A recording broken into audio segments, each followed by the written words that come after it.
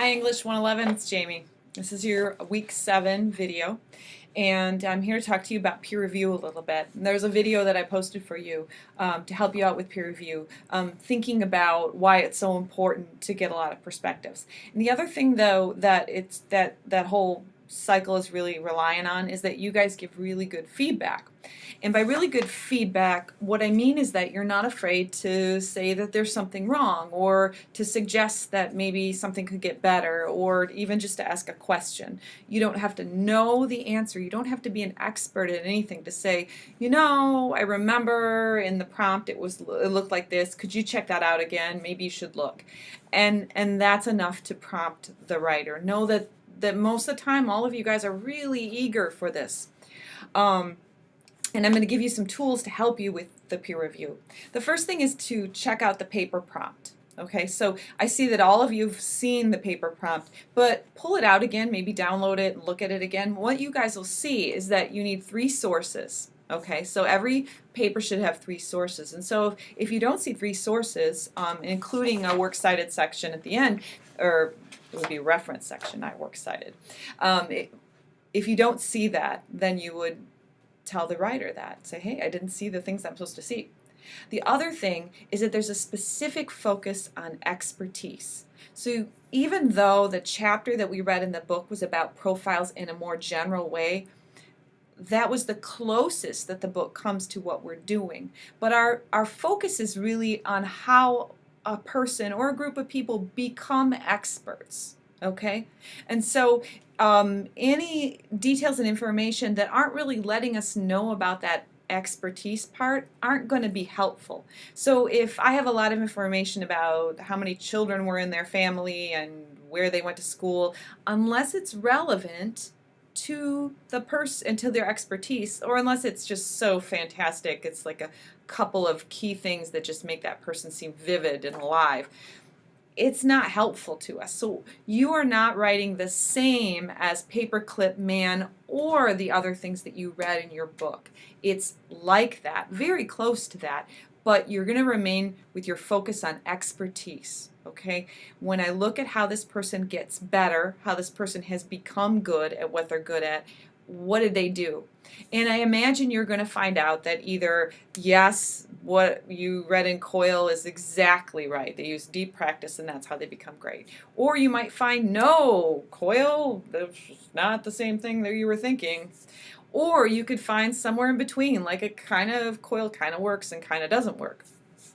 Any of those is fine, but it's remaining with that focus. And you'd see that in the prompt. So anybody who's not focused in that way, that's a really helpful thing you can give them in peer review. Then the other thing that I want you to do is make sure you have that rubric handy, and I never get straight on how to do that. Remember that you're reading the rubric down, okay? You can't get to the skillful and the distinctive sections until you've managed these ones.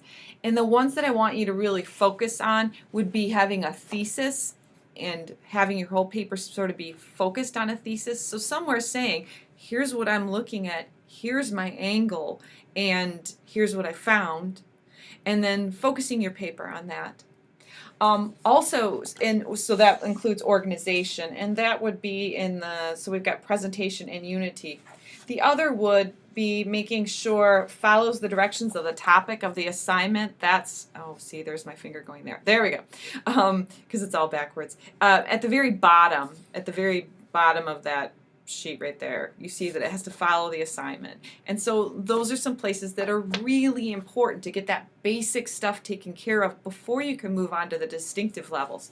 So even if in your peer review you manage this stuff, you say, okay, I'm just going to go through these things, that would be really helpful to the writer. That would be incredibly helpful.